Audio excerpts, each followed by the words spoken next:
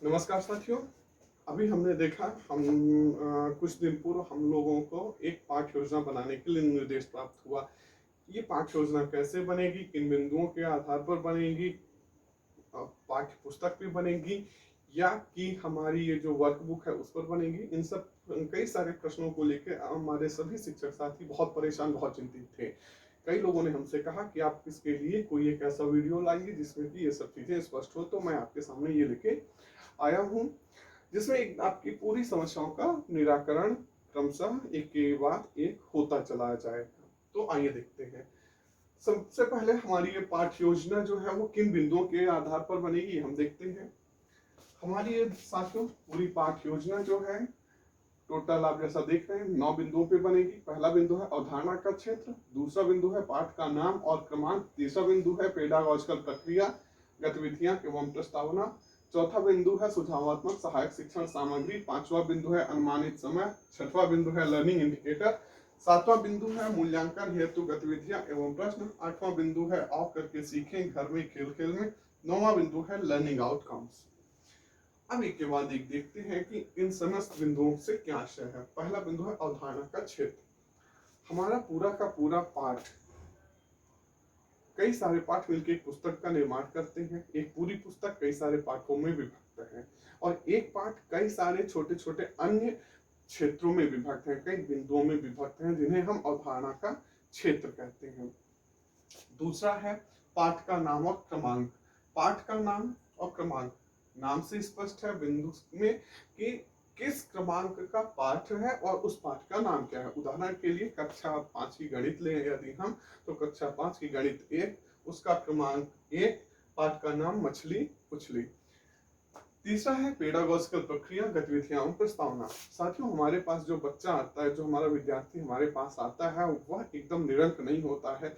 कुछ ना कुछ उसने कुछ जान रखा है, सीख रखा है, उसका भी कुछ पूर्व ज्ञान है। साथियों हमें उसके उसी पूर्व ज्ञान का प्रयोग करते हुए अपने विषय वस्तु से जोड़ना है। अब ये सवाल उठता है कि वो जुड़ेगा कैसे।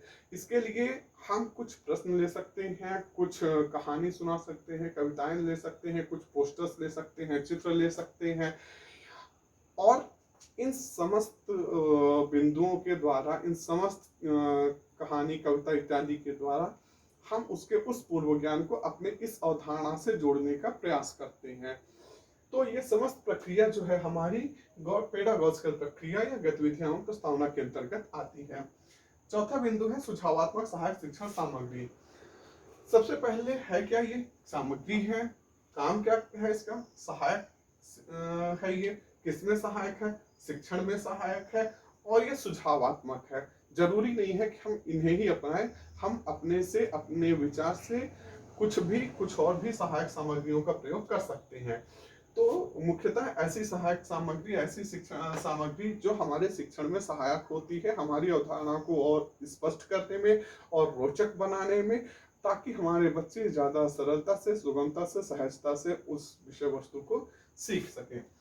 अगला बिंदु है अनुमानित समय। तो साथियों हम देखते हैं कि हमारा पूरा का पूरा जो अवधारणा क्षेत्र है, इन समस्त कार्यक्रमों के क्रियाकलापों के द्वारा कितने समय में समाप्त हो जाएगा। इसके लिए हम 30 मिनट, 45 मिनट, 40 मिनट या 60 मिनट का समय भी निर्धारित कर सकते हैं। अगला बिंदु है लर्निंग इंडिकेटर। तो पहला प्रश्न है कि लर्निंग इंडिकेटर क्या है। तो नाम से स्पष्ट है, इंडिकेटर, इंडिकेट करने वाला।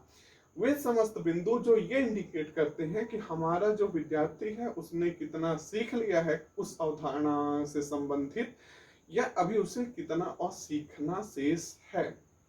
ऐसा इंडिकेट जो भी करता है वह लर्निंग इंडिकेटर कहलाता है। और ये क्या हो सकते हैं, तो ये हमारे कुछ क्रियाकलाप हो सकते हैं, कुछ हमारी एक्टिविटीज हो सकती हैं, कुछ हमारे प्रश्न हो सकते हैं, या कुछ ऐसे कार्य हम जिन्हें विद्यार्थियों को दे दें और जिनके द्वारा हम ये पता लगा सकते हैं कि विद्यार्थी ने कितना सीख लिया, कितना भी सीखना उसे शेष है।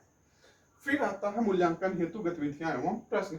इतना करने के बाद अब ये हम देखते हैं, ये परखते हैं कि बच्चे से ने कितना सीख लिया है या कितना उसे सीखना शेष है। इसके लिए हम कुछ प्रश्न निर्धारित करते हैं, तय करते हैं, बनाते हैं और ये जो प्रश्न है हमारे उसी अवधारणा से संबंधित होने चाहिए। उदाहरण के लिए यदि हमारा अवधारणा का क्षेत्र है कि एक अंक में एक अंक का जोड़। तब हम देखते हैं कि इससे संबंधित मूल्यांकन हेतु प्रश्न क्या हो सकते हैं। तो इसके लिए हम या तो सीधे सीधे एक अंक में एक अंक का 3 में 2 जोड़ो, 3 धन 2 कर दे, या तो यह कर दे कि एक यदि वार्ती प्रश्न लेते हैं उसमें हो सकता है कि एक डाल में 3 चिड़िया थी, एक डाल में 2 चिड़िया थी, और दोनों मिल गई तो कितनी हुई, तो 5 चिड़िया हुई। तो इस तरह से हमारे मूल्यांकन हेतु प्रश्न हो सकते हैं। फिर आओ करके सीखें घर में खेल खेल में। इसके लिए हम लोग कुछ ना कुछ कार्य दे सकते हैं बच्चों को घर से करके लाने के लिए, और उन्हें कार्य हो सकते हैं, कुछ प्रोजेक्ट हो सकते हैं, या कुछ ऐसी और एक्टिविटीज कुछ अपने बड़ों से पूछने के लिए, और इसे करके कहें कि आपको करके ले आना है। तो ये जो क्रियाकलाप है ये हमारा आओ करके सीखे घर में खेल खेल में। फिर लर्निंग आउटकम्स, शिक्षक साथियों ये एक बड़ा महत्वपूर्ण बिंदु है, इसमें बड़ा कंफ्यूजन भी रहता है। क्यों? क्योंकि लर्निंग इंडिकेटर और लर्निंग आउटकम्स, इन दो बिंदुओं पे हमारे शिक्षक साथी अक्सर ही भ्रम में रहते हैं कि लर्निंग इंडिकेटर क्या है, लर्निंग आउटकम्स क्या है।